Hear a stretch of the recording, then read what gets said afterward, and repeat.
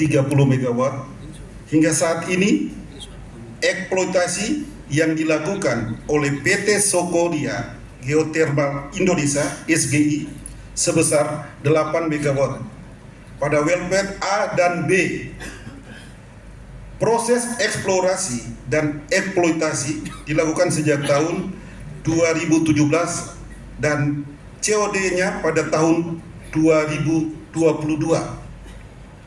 Dari operasi yang ada, kewajiban PT SGI terhadap Pemkab ND sebagai berikut.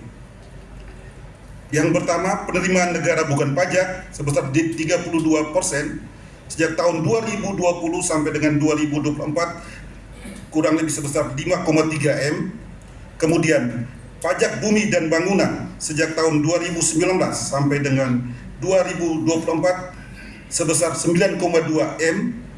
CSR sejak tahun 2021 sampai dengan 2024 langsung ke lokasi sebesar 4,9 M. Kemudian bonus produksi sejak tahun 2022 sampai dengan 2024 sebesar 1,2 M. Dana ini ditransfer ke kas daerah dan menjadi hak desa sasaran dan desa penyangga. Hingga saat ini belum ditransfer karena belum ada pergub yang mengatur. Dan total yang diterima Pemkab ND sejak tahun 2019 sampai dengan 2024 sebesar 20,7 M. Dan dari total penerimaan yang ada, selain bonus produksi dan CSR, semua aliran dana masuk ke APBD Kabupaten ND, dan bonus produksi menjadi hak desa dan CSR langsung ke titik sasaran. Dan dalam rangka menuju ketersediaan energi listrik sebesar 30 megawatt tersebut, saat ini PT SGI akan melanjutkan pengembangan pada unit wellpad D dan E sebesar 11 megawatt dan unit 4 wellpad F dan G sebesar 11 megawatt.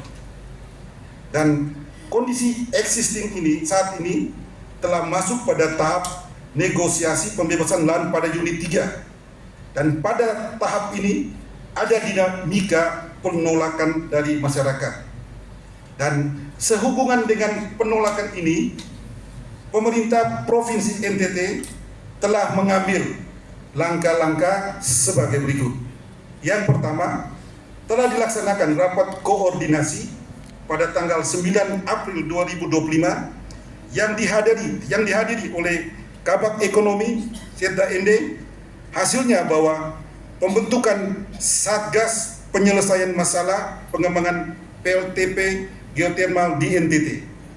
Kemudian yang kedua, rapat koordinasi pada tanggal 28 April 2025 yang dihadiri oleh Wakil Bupati tentang tugas dan fungsi Satgas untuk melakukan verifikasi dan validasi faktual di lapangan dan akan memberikan rekomendasi sesuai kondisi existing di lapangan. Dan yang ketiga, tim Satgas telah melakukan verifikasi dan validasi faktual di PT SGI pada tanggal 24 Mei 2025. Dan hingga saat ini pemerintah Kabupaten ND belum menerima hasil dari Satgas Penyelesaian Masalah Pengembangan PLTP Geothermal di NTT yang terbentuk dalam tim investigasi independen.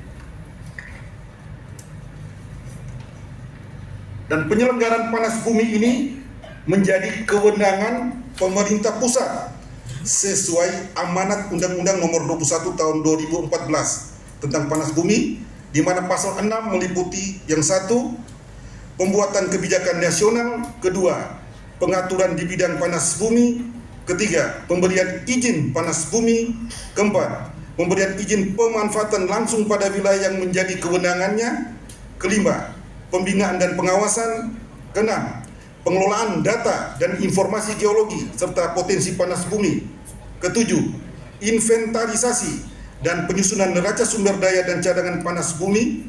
Kedelapan, pelaksanaan eksplorasi dan eksploitasi dan atau pemanfaatan panas bumi. Kesembilan, pendorongan kegiatan penelitian, pengembangan, dan kemampuan perekayasaan.